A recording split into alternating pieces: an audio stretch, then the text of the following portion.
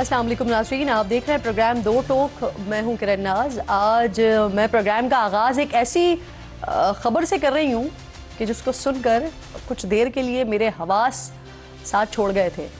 कराची की एक फैमिली बलूचिस्तान गई घूमने। परसों जब वो अपने घर लौट रहे थे तो रात कुछ देर के लिए कोयटा में खाने के लिए रुक गए और फिर गूगल मैप की मदद से कराची का सफ़र शुरू किया। लेकिन चंद घंटों बाद ही मैप उन्हें मस्तूम के इलाके दश्त की तरफ ले गया। मासूम फैमिली को क्या मालूम था कहाँ कौन से पत्थर कौन से पहाड़ के पीछे सियादिल मौजूद हैं, जिन्हें मासूम बच्चों का भी लिहाज नहीं था, और उन्होंने गाड़ी पर अंधाधुंध फायरिंग कर दी। कराची से कोयटा एक खानदान छुट्टियां मनाने के लिए आया हुआ था।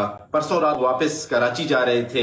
गूगल मैप की गलत रहनुमाई की वजह से, रास्ता भटकने की वजह से वो जिला मस्तूम का इलाका है दश्त खंड, वहां पर पहुंच गए। तो फितनतुल हिंदुस्तान के दहशतगर्दों ने, BLA के दहशतगर्दों ने उन खानदान के ऊपर गोलियों की बरसात कर दी। इस सरबराह को शहीद कर दिया। वालदा थी, उन्हें शदीद जख्मी कर दिया। 2 बच्चियां मौजजाना तौर पर महफूज रहीं। ये घूमने गई हुई फैमिली थी, लेकिन चंद लम्हों में ही 25 साल के ताजर अली जमील जिंदगी की बाजी हार गए। इनकी अहलिया, इन्हें 5 गोलियां लगी। इसके बावजूद जिंदगी की जंग लड़ती रही। गाड़ी में जो 2 मासूम बेटियां मौजूद थीं वो महफूज रही। कई घंटों तक वो अपने ज़ख्मी वालिदैन को देख कर रोती रहीं और उनकी वालिदा मदद के लिए फ़ोन करती रही। हम सिर्फ बात कर सकते हैं। इस फैमिली पर जो गुजरी है वो एब्सोल्युटली बयान करना मुमकिन नहीं है। कैसे हर तरफ वालिदैन का खून बिखरा देखकर ये मासूम बेटियां तकलीफ से तड़प रही होंगी। कैसे 5 गोलियां लगने के बाद भी जो वालिदा हैं वो अपने बच्चों की खातिर हिम्मत जमा करके मदद के लिए पुकार रही होंगी। इस खून के जिम्मेदार सिर्फ दहशतगर्द नहीं हैं, इनके सपोर्टर्स भी हैं। इन्हें सियासी और माली तौर पर मदद फराहम करने वाले भी हैं। कराची में नाजरीन अली जमील को सुपुर्द खाक कर दिया गया। उनकी अहलिया अब भी अस्पताल में ज़ेरे इलाज हैं। उनकी बच्चियां यकीनन सारी ज़िंदगी इस ट्रॉमा से कभी भी नहीं निकल सकेंगी जो उनके साथ हुआ है। हुकूमत बलूचिस्तान भी जवाबदेह है। वक्त के हुक्मरान सुने कि अली जमील के वालिद इस वक्त किस कर्ब से गुजर रहे हैं, कितनी तकलीफ में है और क्या कह रहे हैं, सुनिए। मेरा बच्चा अपना मुल्क समझ के निकला था, अपना घर समझ के निकला था। मैं कुछ भी नहीं मांगता लोगों से, सिर्फ इतना कहता हूँ कि मेरा बच्चा ही आखिरी होना चाहिए। इसके बाद किसी का बच्चा ना जाए। उस पर लिख देना चाहिए कि इस पे कोई ना जाए, और या जो जाएगा अपनी जिंदगी मार देगा।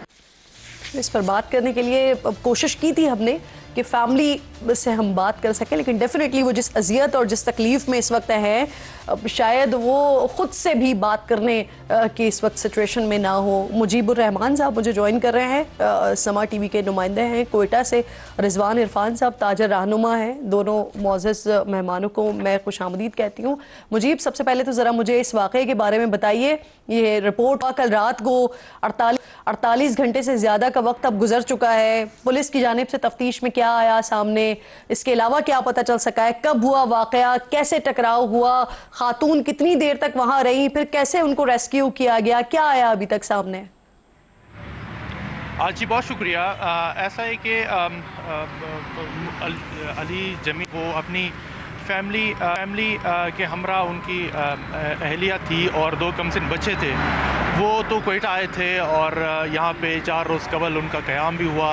मुख्तलिफ़ तफरीही मकामात का दौरा भी किया, जायज़ा भी लिया। बड़े एक ख़ूबसूरत लम्हात अपनी यादों में कैद करके वो 2 रोज़ कबल वापस अपने शहर कराची जा रहे थे।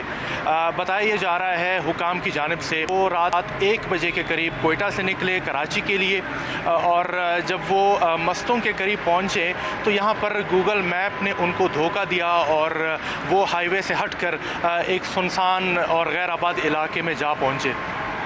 वहाँ पे सूरत ये बनी कि दहशतगर्द जो मुसल्लह तंजीमें हैं उन्होंने उनको रोकने की कोशिश की, गाड़ी रोकने का इशारा किया। ताहम जो अली मुर्तज़ा जमील है उन्होंने गाड़ी ना रोकी और वो चलते गए।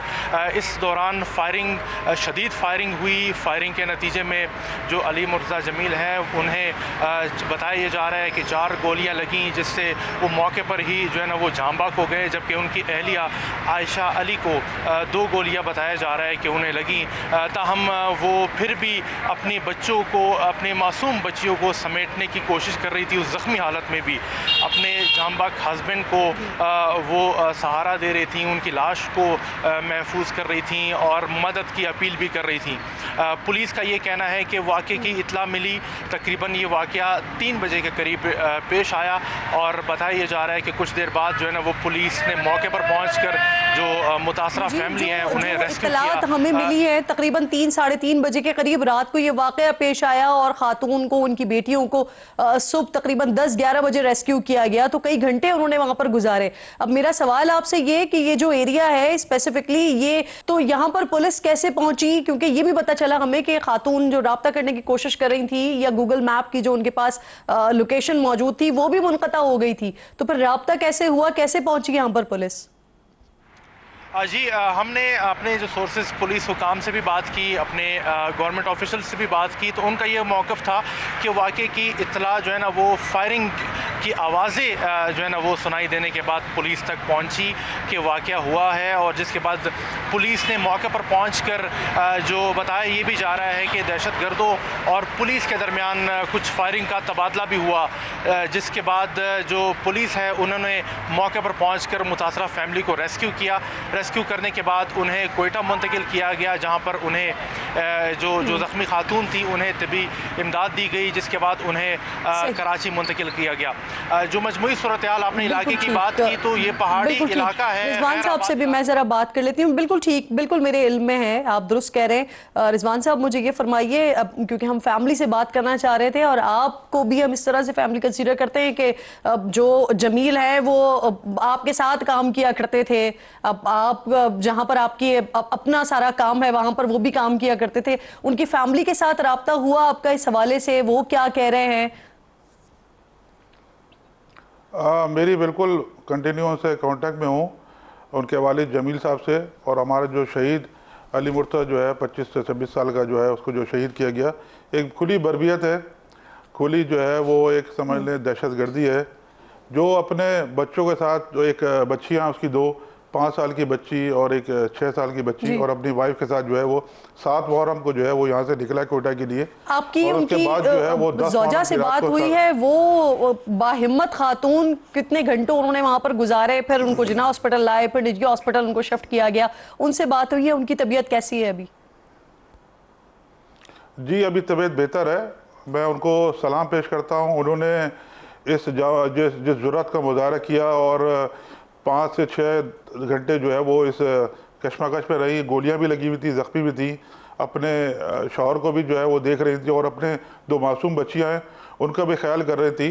और माशाल्लाह जो है वो इस गोलियां लगने के बावजूद जो है उन्होंने सफ़र किया, अपने शौहर की लाश को लेके आई और अभी भी जो है वो प्राइवेट हॉस्पिटल में जो है एडमिट हैं। तो जो है एक बाहिम्मत औरत और कराची की आपकी बात हुई है उनसे? उन्होंने जो है वो किरदार अदा किया। जी मेरी बात नहीं हो सकी, मेरी उनके ससुर साहब से बात हुई है और उन्होंने जो है वो हुकूमत बलूचिस्तान का आपको बता दूं शुक्रिया अदा किया है कि हुकूमत बलूचिस्तान ने जो है वो उनकी जो जितनी भी जो हुकूमती जो उनके अखराजात हैं हॉस्पिटल के, वो जो है उन्होंने उठाने का जो है कहा है और वो उठा भी रही है प्राइवेट हॉस्पिटल। और सीएम साहब जो सीएम बलूचिस्तान है उनसे भी कांटेक्ट में आए हैं और उनकी बलूचिस्तान गवर्नमेंट ने, और उन्होंने सीएम साहब बलूचिस्तान ने कहा है कि मैं खुद जो है वो लावाकिन के पास आके उनसे ताज़ियत करूँगा और एक अच्छा जो है उन्होंने इनिशिएटिव है। लेकिन ये जो दहशतगर्दी जो हो रही है जिससे जो एक मासूम जो है वो इस दुनिया से चला गया, बताएं आप अभी आगाज में कुछ बता रहे थे, ये 7 या 8 मुहर्रम को निकले थे कोयटा जाने के लिए और पहली दफा अली अपनी फैमिली के साथ निकले थे कोयटा की तरफ, आपका कोई राब्ता वगैरह भी हुआ था उनसे?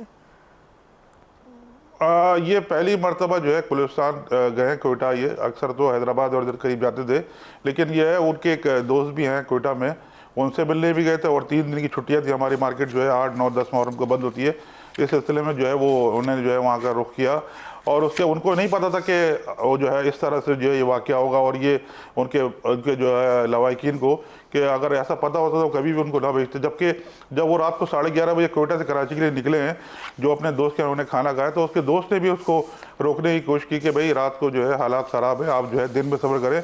लेकिन उसको जो है कहा कि हमारी मार्केट जो है दूसरे दिन खुल जाएगी सुबह, तो मैं सुबह आके जो है अपना कारोबार करूँगा।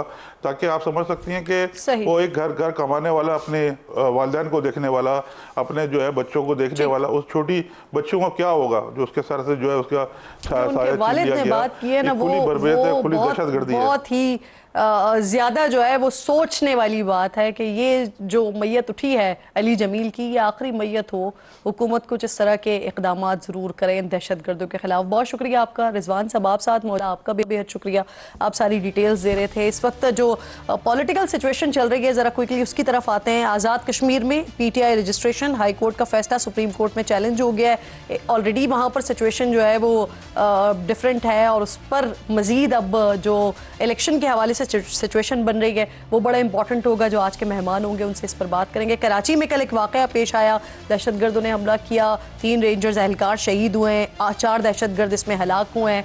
इस पर बात करेंगे, और आज के मौज़ूआत पर बात करने के लिए मेरे मोअज़्ज़ज़ मेहमानों में मुझे हुज़ैफ़ा रहमान साहब मावन ख़ुसूसी वज़ीर आज़म के स्टूडियो में ज्वाइन कर रहे हैं। आपके वक्त की बेहद शुक्रगुज़ार हूँ। इसके साथ साथ शफ़ी जान साहब मेरे साथ मौजूद हैं, वज़ीर इत्तलात हैं खैबर पख्तूनख्वा के, आपके वक्त की भी बेहद शुक्रगुज़ार हूँ। हुज़ैफ़ा साहब, आपसे बात का आगाज़ करते हैं। तकरीबन 1 महीना अब रह गया है जब इलेक्शंस होने हैं कश्मीर में, लेकिन PTI का मुस्तकबिल जो है वो कश्मीर में भी क्लियर दिखाई नहीं दे रहा है। हाई कोर्ट से उनको ग्रीन सिग्नल मिलता है, इलेक्शन कमीशन सुप्रीम कोर्ट में चला जाता है। अब क्या एक्सपेक्ट कर रहे हैं सर?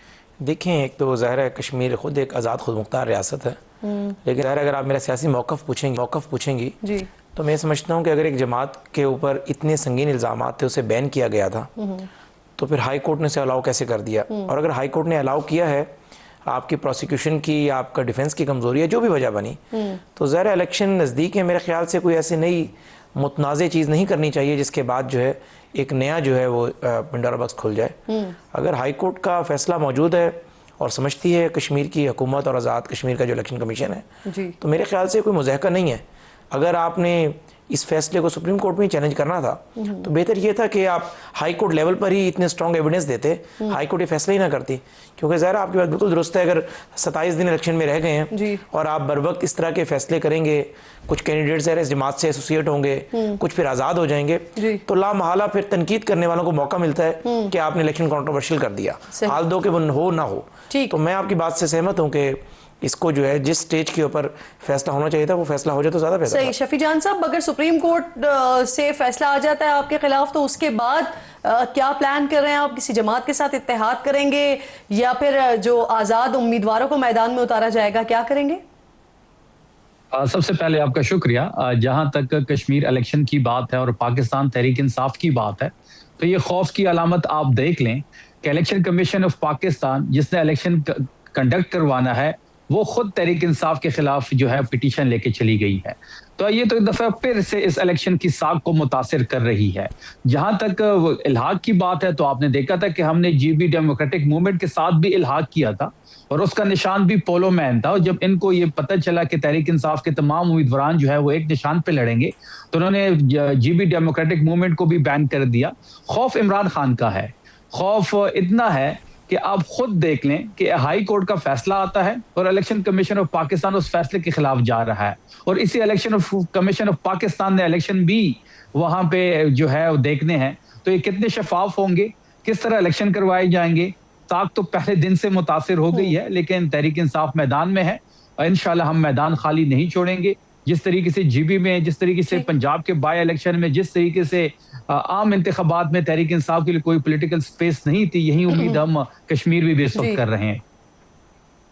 सही। अच्छा हुज़ैफा साहब, वैसे आज़ाद कश्मीर में ऑलरेडी हालात अच्छे नहीं हैं, और ऐसी सिचुएशन में एक सियासी जमात को फिर से इलेक्शन नहीं लड़ने दिया जाना, आप नहीं समझते कि सियासी तौर पर इससे आपको मजीद नुकसान होगा? देखिए, अगर आप मुझसे बतौर पॉलिटिकल पार्टी के वर्कर के तौर पर पूछेंगे तो मेरा जवाब यही होगा कि आप दुरुस्त कह रही हैं, लेकिन गुजारिश ये है कि तहरीक इंसाफ पर जो बैन हुआ वो लामहला आपने देखा कि 9 मई 26 नवंबर 2024 की एक्टिविटीज़, और उसके बाद ज़रा उन्होंने यहाँ पर इलेक्शन कंडक्ट नहीं कराया था। लेकिन मैंने तो आपकी बात को खुद आगे बढ़ाया कि या तो हाई कोर्ट लेवल के ऊपर जो कश्मीर का आज़ाद जम्मू कश्मीर का इलेक्शन कमीशन है जी। वो तमाम एविडेंस फाइल पे रिकॉर्ड करवाता और ये फैसला ही ना आता। लेकिन बर वक्त आप हसल में जब इस तरह के फैसले करते हैं तो फिर आप जैसे एंकर्स को भी तनकीद करने का मौका मिलता है, शफी जान जैसे दोस्तों को भी तनकीद करने का मौका मिलता है। लेकिन इतना मैं आपसे इख्तलाफ करूंगा कि अगर आप को रिलेट करेंगी कि जो आज़ाद जम्मू कश्मीर में हो रहा है, रावला कोर्ट में हो रहा है, उसको मेरे ख्याल से इससे इसलिए नहीं जोड़ा जा सकता। शायद पाकिस्तान तहरीक इंसाफ भी वो जो टोला है उसकी सपोर्ट नहीं करती। अच्छा, रावला कोर्ट का आपने तस्करा किया तो रावला कोर्ट के मामले पर पहले मौलाना फजल रहमान साहब आए, उन्होंने सालिसी की पेशकश की, लेकिन फिर वो बात आगे नहीं बढ़ सकी। अब जमात इस्लामी भी मैदान में आ गई है, हाफिज नईमुर रहमान साहब मुलाकातें भी कर रहे हैं, जबकि जो कलदम कमेटी है वो भी उनकी सालिसी को कबूल कर रही है। हुकूमत को कबूल होगा ये? हाँ, ये बड़ा अहम सवाल किया। देखिए, पहली बात तो ये है कि मैं at the cost of repetition, मेरी बात बीच में रुक गई थी। हाफिज नईम साहब बैरिस्टर गौहर के साथ बैठ के प्रेस कॉन्फ्रेंस कर रहे थे और ये सब लोगों को पता है कि सबसे पहले कलदम एक्शन कमेटी जो है, इसने पहला एहतजाज तहरीक इंसाफ के दौर में शुरू किया था, जब वजीर आजम AJK में तहरीक इंसाफ का जो है वो जो MLA है वो मौजूद था।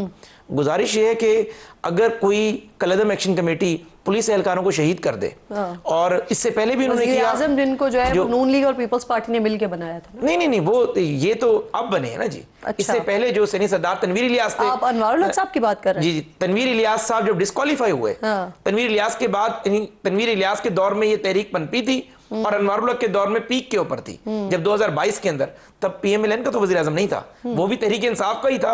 यानी आपस में उन्होंने गठजोड़ करके जो अपना फॉरवर्ड ब्लॉक बनाया, जो कुछ नहीं था, लेकिन हमने नहीं बनाया था, हमारे लोगों ने उसको सपोर्ट कर दिया था क्योंकि हमारे पास इतनी सीटें मौजूद नहीं थी। अच्छा, खैर मैं गहराई में नहीं जाता। गुजारिश ये है कि अगर पुलिस एहलकारों को शहीद करने वालों को के साथ आपने सालसी करनी है तो मुझे आप ये बताएं कि आप क्या एग्जांपल सेट करेंगे। हमने तो जिन लोगों ने वीडियो बयान दी है, रियासत ने वैसे उन्हें गले से लगाया है कि ठीक है, गलती इंसान से होती है, सुबह का बुरा शाम को आसान कर दे ना। यानी हुकूमत जो है वो हाफिज नईमुर रहमान साहब की सालिसी को कबूल नहीं करेगी? नहीं, हुकूमत सालिसी को बिल्कुल कबूल करेगी, लेकिन उन लोगों की हद तक जो कि समझते हैं हम कि इनोसेंट हैं, उन्हें वर्गलाया गया है, उनकी जहनसाजी गलत की गई है, जिन्होंने रियासत के कानून को हाथ में नहीं लिया। अगर किसी पे क्रिमिनल केस मौजूद है, 302 के FIR मौजूद है, पुलिस एहलकारों को उन्होंने शहीद किया है, बंदूकें उठाई हैं, एविडेंस मौजूद है, फिर तो हाफिज नईम साहब को भी दरखास्त करेंगे। हुकूमत ऑलरेडी इस पे ये भी कह चुकी है ना कि पिछली दफा जो मुज़ाकरात किए थे उसमें तो सारे केसेस खत्म कर दिए थे, लेकिन वो गलती थी, अब वो गलती नहीं करेंगे। उसमें ज़ाहिर है 302 के केसेस खत्म हुए। बिल्कुल ठीक। शफी जान साहब, आपने जो आज बैरिस्टर गौहर साहब ने एक लिस्ट पोस्ट की अपने सोशल मीडिया पर, ट्विटर पर, जहां पर उन्होंने अपने उम्मीदवारों के बारे में बताया, लेकिन उसमें एक दिलचस्प बात यह है कि उसमें वो 12 नशिस्तों पर, महाजिरों की नशिस्तों पर आपने अपने उम्मीदवार जो है वो कैंडिडेट नॉमिनेट नहीं किए हैं, तो क्या उन नशिस्तों पर आप लोग इलेक्शंस नहीं लड़ रहे हैं? देखिए, इस वक्त जो है पार्टी एक प्रोसेस से गुजरी है। बोर्ड बनाया गया था, बोर्ड से जो है वो तजवीज़ ली गई और उसी तजवीज़ की रोशनी में जो कैंडिडेट्स है उसकी अनाउंसमेंट हो गई है। जहां तक 12 हल्कों की बात है तो उस पर भी तहरीक इंसाफ जो है अपने कैंडिडेट्स तो जरूर लाएगी, लेकिन उसके लिए अभी जो है मशावरत जारी है। ठीक, चले, जैसे कि आप कह रहे हैं कि उस पर कैंडिडेट लाएंगे, लेकिन वो मुशावरत के बाद होगी। बिल्कुल ठीक। अब थोड़ा सा आगे बढ़ते हैं। मुनीब फारूक साहब ने, हमारे फेलो जर्नलिस्ट हैं, उन्होंने बुशरा बीवी से मुलाकात के हवाले से खबर दी, फिर कल मेरे प्रोग्राम में मरियम भुट्टो साहिबा ने इसकी ऑलमोस्ट तस्दीक भी कर दी कि उन्हें पैगाम दिया गया था, लेकिन वक्त नहीं था इसलिए मुलाकात नहीं कर सके। कोई 2 बजे के करीब मैसेज आया, लाहौर से उन्होंने आना था। तो ये पैगाम किसने दिया था वैसे शफी साहब बैरिस्टर गौहर को मुलाकात के लिए बुला लें? नहीं, किसकी मुलाकात की आप जिक्र कर रहे हैं? किसको पैगाम दिया गया था? बुशरा बीबी से, उनकी फैमिली की। देखिए, पहली बात यह है कि जहां तक मुलाकातों की बात है तो आपने देखा होगा कि कुछ रोज पहले बैरिस्टर सैफ की मुलाकात की जो क्या सराइयां थी, जो हेडलाइंस थी, वो मीडिया उसको प्रोपेगेट कर रहा था। लेकिन जब हमने अपने एंड से पता किया तो ना तो बैरिस्टर गौहर को ऐसा कुछ बताया गया और ना ही पार्टी में किसी को इसके बारे में इल्म था। देखिए, बात बड़ी वाज़ेह है कि हुकूमत बैरिस्टर गौहर के बारे में, बैरिस्टर सैफ की तो मैं बात नहीं कर रही, मैंने इसी वजह से आपको कॉन्टेक्स्ट के साथ बताया कि मरियम भुट्टो साहिबा ने इस बात की तस्दीक की है कि उनको बैरिस्टर गौहर का मैसेज मिला था कि मुलाकात के लिए आ जाएं। मैं तो ये पूछ रही हूँ, बैरिस्टर गौहर को किसने मैसेज दिया था? ये नहीं, मुझे इस बारे में इल्म नहीं है, ये मैं बैरिस्टर गौहर साहब से ही पता करूंगा तो ही इसमें मैं कोई कमेंट कर पाऊंगा, लेकिन मुझे इस मुलाकात के बारे में कोई इल्म नहीं है। आपके इल्म में है? नहीं, मैं ज़रा स्क्रीन पे देखा है, मुनीब फारूक साहब ने बात की है, बैरिस्टर गौहर बेहतर अंदाज में बता सकते हैं कि उन्हें एग्जैक्ट किस बंदे ने कन्वे किया, लेकिन ज़ाहिर है पैगाम नहीं दिया। नहीं हमारे किसी वजीर ने या किसी जिम्मेदार पोजीशन होल्डर ने नहीं किया, लेकिन ज़ाहिर है बैरिस्टर गौहर साहब के अगर रवाबित हैं उनके हर तरफ, नहीं मुमकिन है कि जेल इंतजामिया ने पैगाम दिया हो, ये तो एग्जैक्ट वो बता सकते हैं, क्योंकि बैरिस्टर गौहर साहब की वैसे दरपर्दा मुलाकातें जारी रहती हैं जी, तो लामहला पार्लियामेंटेरियन है, उन्हें जेल इंतजामिया में से किसी ने कन्वे कर दिया हो, क्या पता पंजाब के होम डिपार्टमेंट ने कन्वे किया हो, एन मुमकिन है सोहेल अफरीदी साहब और आखिरी बात एक और बात, एन मुमकिन है सोहेल अफरीदी साहब और वो छुप छुप के मुलाकातें करते रहते हैं, सोहेल अफरीदी साहब ने उन्हें कन्वे कर दिया, मुलाकातें करते हैं नहीं, वो खुद उन्होंने माना था कि हमारी मुलाकात हुई थी इंटीरियर मिनिस्टर से, मेरे ख्याल से सोहेल अफरीदी साहब ने एडमिट किया था या बैरिस्टर गौहर ने खबर आई, उनकी बहन भी, खान साहब की बहन भी साथ, मालूम कैसे कर ले। मुझे एक छोटा सा ब्रेक लेना है, ब्रेक के बाद नाज़रीन तो एक डिबेट जो है वो तवालत पकड़ गई है कि पेट्रोलियम मसनूआत की कीमतें कम नहीं हुई, कंपनी मालिकान को फायदा पहुंचाया गया या नहीं पहुंचाया गया, इस पर वजीर पेट्रोलियम आज बड़े नाराज भी हो गए। इस पर बात करते हैं एक ब्रेक के बाद।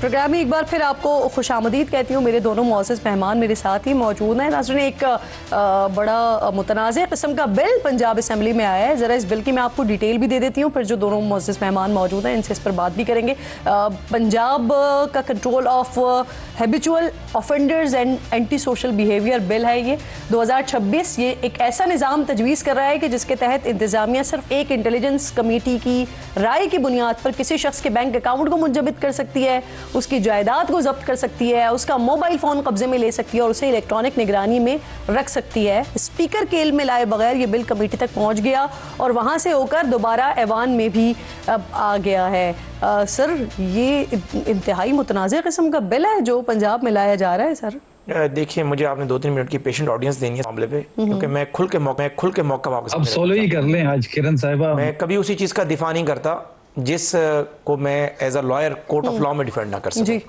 एक गुजारिश तो है कि हुकूमत कोई भी इस तरह के बिल लेकर आती है, नीयत ख़राब नहीं होती, लेकिन मैं एक बड़ा दिल करके आपको बता रहा हूँ कि हम जिस तरह के माशरे में रहते हैं उसी तरह के माशरे में वैसे ही ऑफिसर्स होते हैं, फिर वो बिल मिसयूज़ होते हैं। तो मुझे जब मैं आपके स्टूडियो में दाखिल हुआ तब मुझे ये इससे 2-3 मिनट पहले मैंने ये बिल के कंटेंट सारे पढ़े, और अगर ये कंटेंट यही हैं तो मैं समझता हूँ कि इस तरह के कंटेंट्स अगर आप जमहूरी मुआशरे के दौरान इस तरह का बिल आए तो एक तो कोर्ट ऑफ लॉ के अंदर भी सस्टेन नहीं कर पाएगा, क्योंकि मुझे खुद एक तजर्बा एज अ लॉयर भी अपोजिशन में हमने भुगताई है। DIC जो होती है डिस्ट्रिक्ट इंटेलिजेंस कमेटी, उसमें कंसर्न DC चेयरमैन होता है। बुनियादी इंसानी हुकूक के मुनाफे बिल, कभी यहाँ पर टावर के हवाले से बिल आ जाता है विफाक में, कभी पंजाब में इस तरह का बिल आ रहा है, तो आप कह रहे हैं कि माशरा ऐसा है तो वहां पर ऐसे बिल्स आके मिसयूज हो जाते हैं, तो ऐसे राह ही क्यों फराहम की जा रही है? नहीं, मैंने गुजारिश है की, मैंने कहा कि एन मुमकिन है किसी जस्टिफिकेशन के अंदर जो इस बिल का ऑथर है वो बता सके कि हमें इस तरह के हालात का सामना है टेररिस्ट के खिलाफ, बाकी सारी चीजों में, लेकिन मैंने कहा मैं आपको ये बता रहा हूँ कि जिस तरह का मुआशरा है वैसे ही ऑफिसर्स हैं। अच्छा, आप ये बिल स्टैंड नहीं कर पाएगा? नहीं, मैं बात मुकम्मल कर रहा हूँ, मैं कुछ और अर्ज कर रहा हूँ। मैंने कहा कि फिर इस तरह के बिल जो है वही ऑफिसर वो हम में से होते हैं ना, वहां मिसयूज होते हैं, तो इस तरह के बिल को मेरे ख्याल से इसका दिफा मुश्किल होगा। ये किसी ऑफिसर या ये किसी दहशतगर्द वगैरह के लिए तो है नहीं ना, यहाँ पे इसको पर्सन स्पेसिफिक नहीं किया हुआ। शफी साहब, आपकी नजर से गुजरा है ये बिल? देखिए, इस वक्त जो पाकिस्तान की सूरत हाल है, ये इन बेचारों के बस में कुछ नहीं है। इनको एक स्क्रिप्ट पकड़ा दिया जाता है या कोई बिल पकड़ा दिया जाता है, ये असेंबली ले आते हैं, इनको खुद भी पता नहीं होता और बाद में बेचारे आप जैसे एंकर इनसे सवाल करते हैं तो इनके पास जवाब नहीं होता। अभी जो है इन्होंने सोहेल अफरीदी साहब की और मोहसिन नकवी साहब की मुलाकात की बात की, तो इन्होंने खुद इस बात पे स्टैंप लगा दिया कि एक फॉर्म 47 का प्राइम मिनिस्टर है वो शहबाज शरीफ है, एक डिप्टी प्राइम मिनिस्टर है वो इसहाक डार है। तो ये खुद इन चीजों पे मोहर लगा रहे हैं, साबित कर रहे हैं कि जो स्टेटमेंट इन्होंने पास की तो इस बात पे उन्होंने मोहर लगा दी है। मैं इसको वैसे वजाहत कर दूं, अगर आप खुद ख्वाहिशमंद हो कि मैंने वजीर दाखिला से मिलना है, या अगर मुल्क के दाखिली मामलात हैं या KPK और पंजाब या वफाक का मामला है, आपने मुलाकात के हवाले से बात की थी, तो आप जब आप वजीर आज़म से मिलना चाहते हैं, वजीर आज़म से आप मुलाकात करवा देते हैं। और ज़ैफर साहब, आपने दाखिले की नहीं आपकी अपनी डिमांड होती है, आप अक्सर औकात आप लोग खुद ख्वाहिश का इजहार करते हैं कि जब नकवी साहब से मिलना है तो नकवी साहब ने आपसे मुलाकात कर ली। अब प्राइम मिनिस्टर से मिलने का मसला ये है कि वो एक दफा वीडियो बनाता है, फिर दूसरी दफा वीडियो वाले को बुलाता है, पांव पे पांव रखते हैं, दोबारा वीडियो बनाता है। तो वो वीडियो के लिए भी दो दफा बंदे को बुलाते हैं। तो टाइम कि आइंदा दोनों टांगे आप गर्दन में डाल के फिर वीडियो बनवा लेंगे। इन इस तरह की बातें डिस्कशन किसी और तरफ जा रही है। मैं असल में चाह रही हूं कि हम कुछ ऐसा यहाँ से बात कर लेना कि जो नाजरीन के लिए फायदेमंद हो। सर, आप लोगों की पीएमएलएन और पीटीआई के झगड़े तो ये चलते ही रहेंगे साला साल। मुझे बताएं कि पेट्रोल के हवाले से कल हमारे प्रोग्राम में डिस्कशन हुई, क्योंकि मैंने भी ये बात की कि ऐसा लगता है कि ऑयल कंपनीज को फायदा पहुंचाया गया। जब 55 रुपए बढ़ाई गई थी, पेशगी बढ़ा दी गई थी, फिर उसके बाद अब जब पैसे नहीं बढ़ाए गए, नहीं कम किए गए, माफ कीजिएगा, तो कल जो ऑयल कंपनीज के सीईओ रिफाइनरी के बल्कि हैं, वो ये कह रहे थे कि जी जब पैसे बढ़े थे तो उस वक्त कंपनीज को फायदा हुआ था। क्या अब भी झुटलाएगी हुकूमत कि नहीं जी कंपनीज को फायदा नहीं पहुंचाया गया? मैंने सीईओ तक की गुफ्तगू नहीं सुनी, वैसे मैंने ये देखा जरूर है कि लिंक के दौरान आप लोगों ने शायद उन्हें बुलाया हुआ था कल। मैं आज आपके सामने खोल के रख देता हूँ चीज़ें। एक तो बिल्कुल गलत है कि हुकूमत ने किसी ऑयल मार्केटिंग कंपनी को सिर्फ फ़ायदा पहुंचाया, नुकसान नहीं पहुंचाया, या नुकसान उसने नहीं उठाया। पहली दफ़ा कीमत हमने 55 रुपये बढ़ाई थी, उस दिन कीमत 250 रुपये बढ़ाने की रिकमेंडेशन मौजूद थी, और भारत श्रीलंका के अंदर वो कीमतें वैसे बढ़ाई भी गई, लेकिन हमने सिर्फ 55 रुपये बढ़ाई। सर, मेरा कोई सवाल नहीं है, दूसरा भारत की आपने मिसाल दे दी। सिर्फ 2 या 3 रुपए भारत ने उस वक्त बढ़ाए जब उनके रिजर्व जो है वो खत्म हो रहे थे, और 2 महीने के बाद। मैं आपसे कुछ और पूछ रही हूं। 600 रुपये गई थी, हमारे मुल्क के अंदर वो कीमत 520 पे रुकी। हमने 50-55 रुपए जब कीमत बढ़ाई, तब ऑयल मार्केटिंग कंपनीज को 150 रुपए, भारत में 600 रुपए कीमत बढ़ी है। 600 रुपए तक पेट्रोल डीजल गया है पाकिस्तान के रेट के मुताबिक। अभी आप चेक कर लें पाकिस्तान का। मैं पेट्रोल नहीं, आप डेवैल्यूएशन देख लेना हमारे रुपए की, अगर वहां 300 है, डबल हुआ। सुन लेना मेरी बात, गुजारिश ये है कि हमने 55 रुपए जब कीमत बढ़ाई, तब उस दिन कीमत 170 रुपए बढ़ना बनती थी। हमने 55 रुपए बढ़ाकर ऑयल मार्केटिंग कंपनी को क्या कहा, भारत के अंदर रियासत लेवल के ऊपर आपके स्टॉक मौजूद हैं, पाकिस्तान के अंदर ऑयल मार्केटिंग कंपनी। आप लोगों ने, आपके ही वज़रा ये भी एक्सेप्ट कर रहे थे कि अगर उनको फायदा हो रहा है तो जिस वक्त पैसे कम होंगे उनको नुकसान भी होगा, ये भी बर्दाश्त करना पड़ेगा। लेकिन इस वक्त ये कहा जा रहा है नहीं है। जी, मैं इस बात को कंडेम करता हूं। अली परवेज साहब हैं, पेट्रोलियम के वजीर हैं, वजीर खजाना है, या जिन वजीरों को मालूमात है वो इस मौजू पर जरूर बोलें, वरना इस मामले के ऊपर हमारा सबसे बड़ा क्रिटिक है शहबाज राना।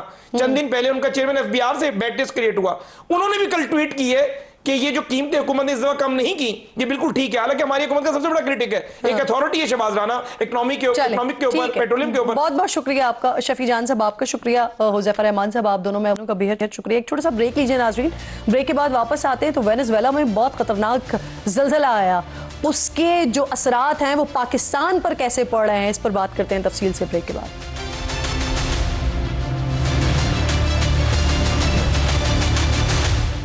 प्रोग्राम में एक बार फिर आपको खुशामदीद कहूंगी नाज़रीन। वेनेजुएला में 7.5 शिद्दत के ज़लज़ले से अब तक 1400 से ज़्यादा अफराद जान से चले गए। हज़ारों अफराद अब भी मलबे तले दबे हुए हैं, जिनके ज़िंदा रहने की उम्मीदें बड़ी कम हो गई हैं।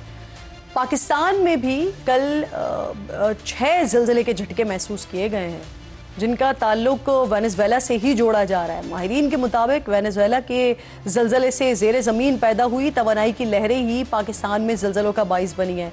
तारीख का अगर जायज़ा लेते हैं तो साल 2000 से 2011 के दरमियान भी ऐसा ही एक सिलसिला देखा गया था, जब इंडोनेशिया में आने वाले बड़े ज़लज़ले की ज़ेरे ज़मीन तवानाई की वजह से ही 2005 में कश्मीर का तबाहकुन ज़लज़ला आया था।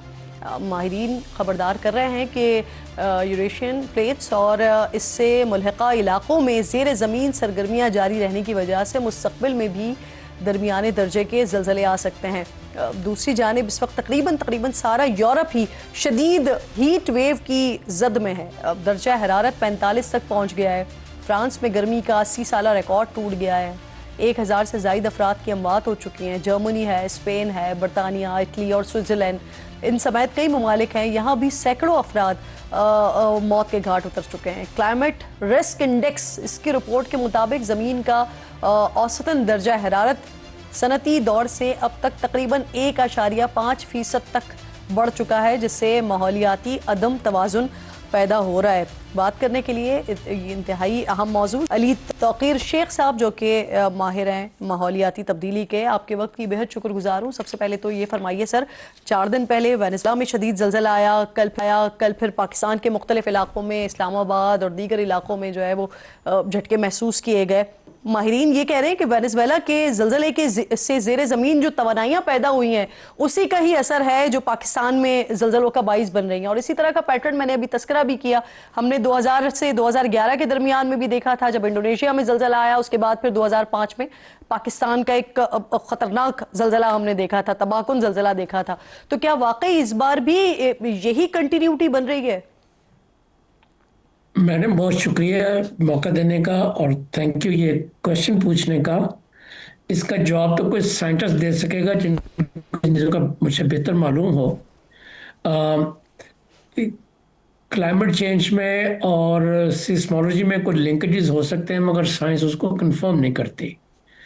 जो चीज़ मैं आपके साथ कंफर्म कर सकता हूँ वो अगर मुझे इजाज़त दें तो मैं वेनेजुएला से निकल के आपको हेटी और न्यूजीलैंड में लेके जाना चाहता हूँ, जहाँ चूँकि अगर खुदा न खास्ता हमारे यहाँ ज़लज़ला आए तो आपके क्वेश्चन पूछने का मकसद ये है कि लोगों की अवेयरनेस हो कि वो अपने आप को कैसे प्रोटेक्ट कर सकते हैं।